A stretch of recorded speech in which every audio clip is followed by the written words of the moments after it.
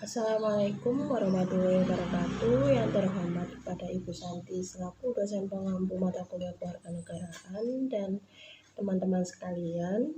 Perkenalkan saya Widya Puspitasari dan rekan saya Maulidia serta Zubaida dari kelompok 7 akan membawakan video tentang pelanggaran dan penyalahgunaan HAM. Besar harapan kami bahwa video yang kami buat akan mengedukasi semua kalangan masyarakat, khususnya para penerus bangsa pengguna internet.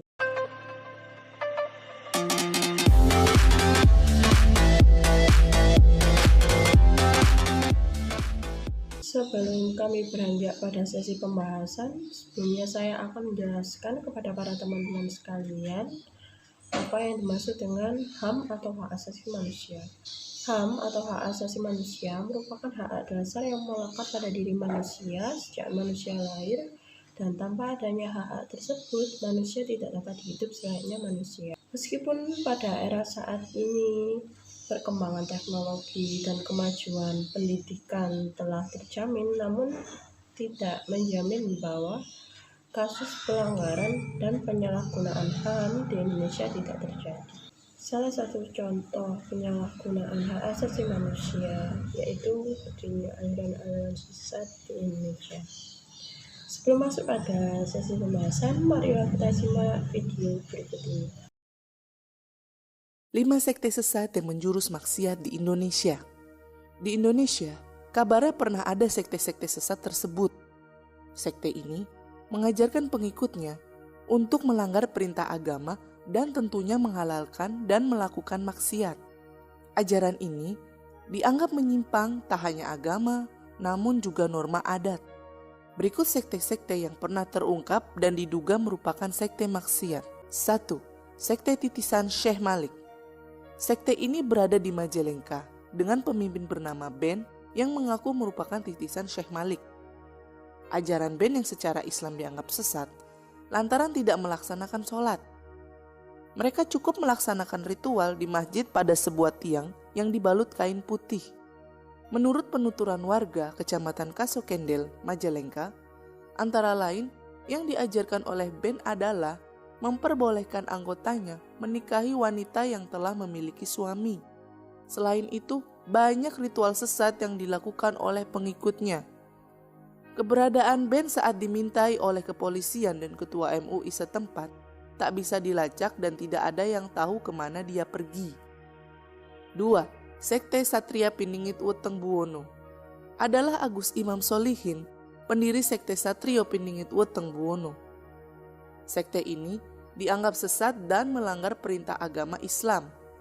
Agus yang mengaku sebagai Imam Mahdi mengajarkan kepada pengikutnya untuk meninggalkan sholat, puasa, dan menjalankan hubungan badan bersama pasangannya secara bersama-sama dalam satu ruangan.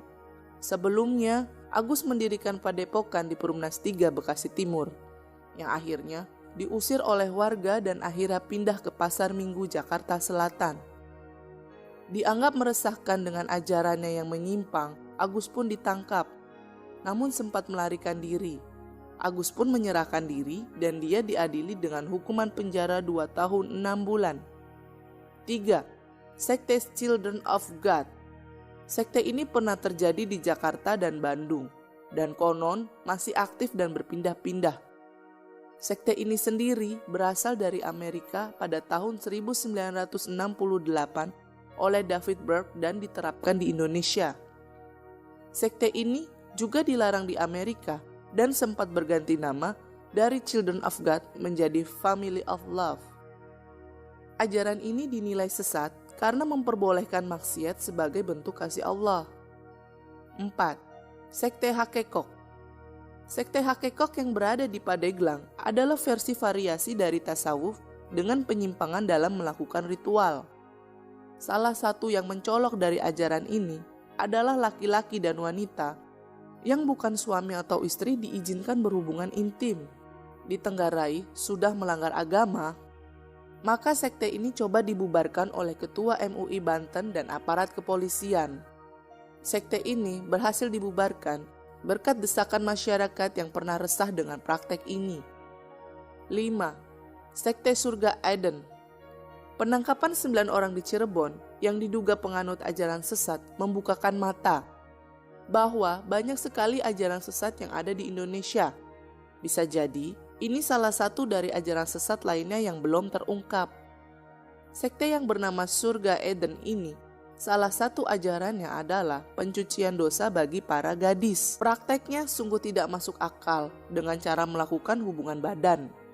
Selain itu, pengikut bisa mengganti sholat 5 waktu dengan membangun rumah layaknya istana sebagai tempat tinggal. Berdasarkan video yang telah ditampilkan, dapat kita ketahui bahwa di Indonesia banyak sekali berdiri ajaran-ajaran sesat. Salah satu contoh majelis yang diberikan kewenangan dalam memberikan keputusan bahwa suatu aliran, khususnya yang menyangkut agama Islam, dinyatakan sesat, yaitu MUI.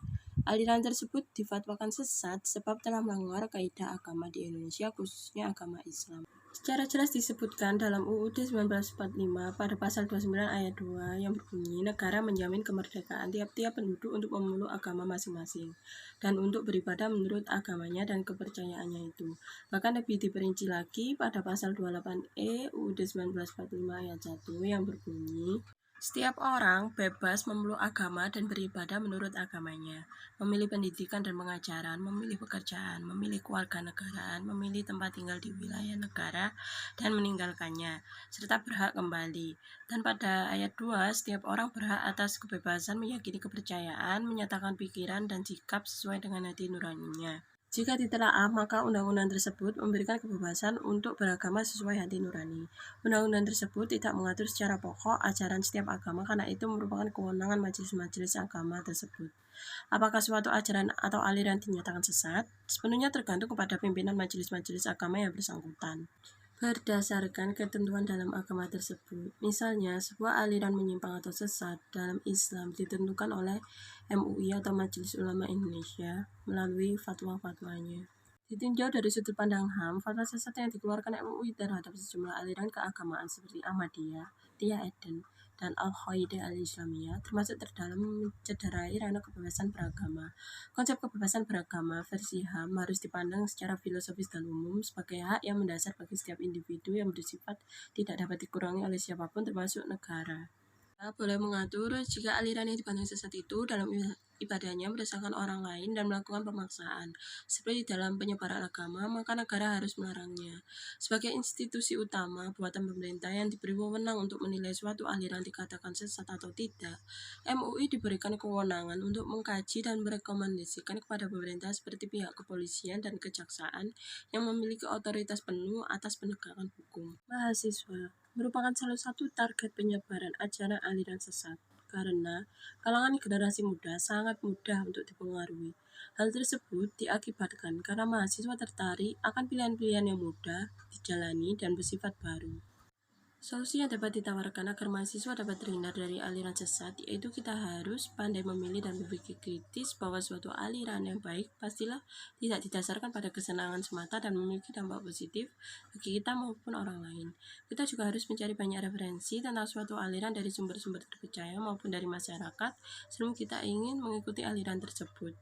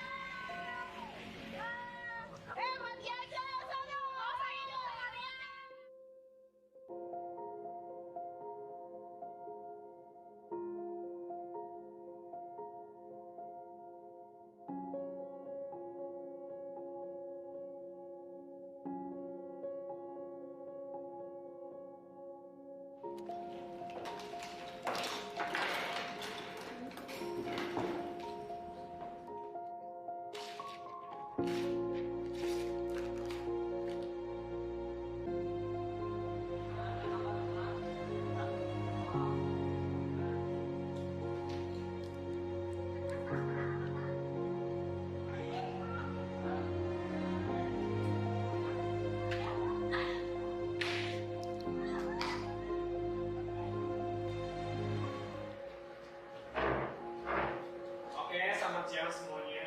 Sampai ketemu besok lagi pelajaran hari ini selesai. Jadi ya pulangnya jam besok. Ya.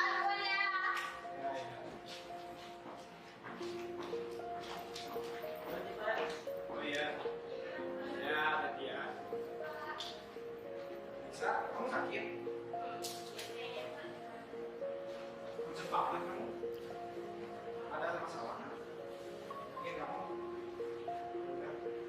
Tia, cepat sembuh.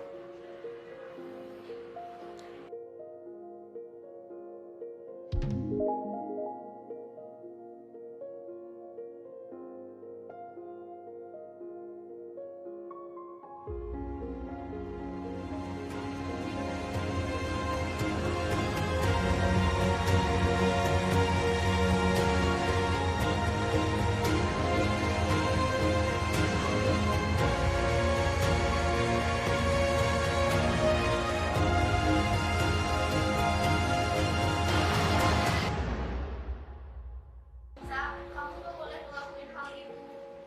Kamu jangan putus asa. Perjalanan hidup kamu masih panjang. Ya maaf, makasih Ansel. Ya sama-sama. Sikap yang ditunjukkan pada video cuplikan sebelumnya tidak mencerminkan adanya nilai-nilai hak asasi manusia. Tidak sedikit pelanggaran hak asasi manusia yang terjadi di lingkungan sekolah atau biasa yang disebut dengan bullying. Tentu saja kasus bullying ini merupakan tindakan yang tidak sesuai dengan nilai-nilai hak asasi manusia yang ada. Karena maraknya kasus bullying, maka seharusnya sebagai guru atau orang tua perlu memberikan pemahaman kepada anak-anak agar dapat menghargai hak setiap orang dan tidak bertindak semena-mena kepada siapapun. Seorang guru dapat memberi pemahaman melewati materi atau tindakan yang sesuai dengan nilai-nilai hak asasi manusia agar anak memahami pentingnya menghargai hak semua orang dan tidak bertindak semena-mena. Adapun solusi menghindari adanya bullying ialah memiliki sikap sosial terhadap orang lain, menumbuhkan sikap toleran, menumbuhkan rasa kasih sayang, dan menumbuhkan sikap menghargai kepada sesama.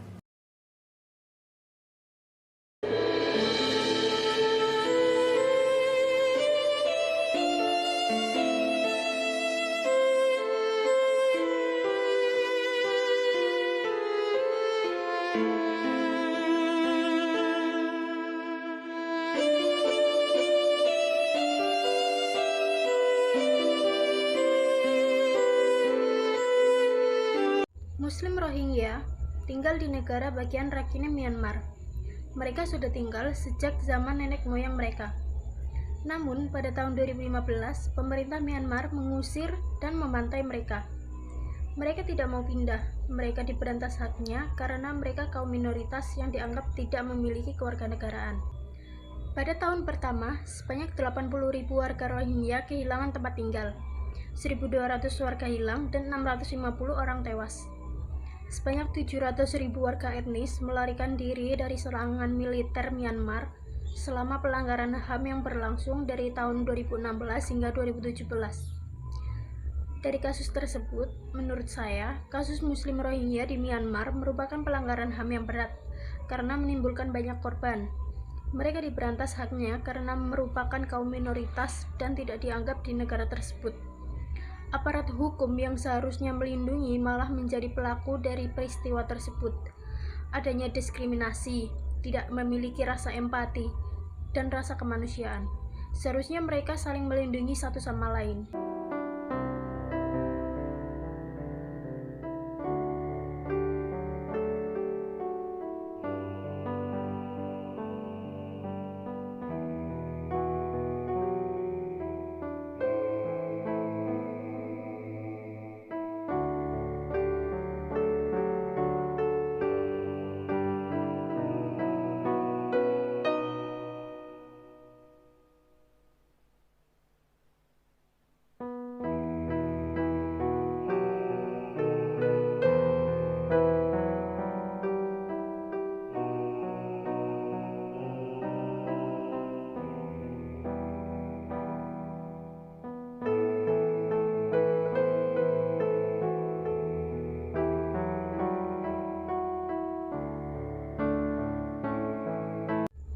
Marsinah adalah seorang buruh pabrik di Jawa Timur dan juga aktivis pada masa Orde Baru. Gubernur Jawa Timur mengeluarkan surat edaran berisi agar perusahaan yang ada di Jawa Timur menaikkan upah sebesar 20% dari gaji pokok. Akan tetapi, perusahaan tempat Marsinah bekerja tidak terlalu setuju dengan hal tersebut. Karena itu, Marsinah dan teman-temannya melakukan aksi mogok kerja dan demo pada tanggal 3 dan 4 Mei 1993. Pada tanggal 5 Mei 1993, siang hari, 13 teman Marsinah ditangkap oleh Kodim Sidoarjo. Karena dituduh menghasut para buruh, akhirnya mereka dipaksa untuk mengundurkan diri. Marsinah kemudian datang ke Kodim untuk menanyakan di mana rekan-rekannya. Di tanggal yang sama, pada malam harinya, Marsinah menghilang. Namun, teman-teman Marsinah tidak ada yang mengetahui keberadaan Marsinah. Pencarian Marsinah dilakukan selama 3 hari. Marsinah ditemukan dalam keadaan sudah tidak bernyawa. Hasil otopsi mengatakan bahwa Marsinah mengalami penyiksaan berat. Dalam kasus ini, seharusnya pemerintah harus mengusut tuntas kasus Marsinah, karena kasus ini merupakan pelanggaran HAM berat.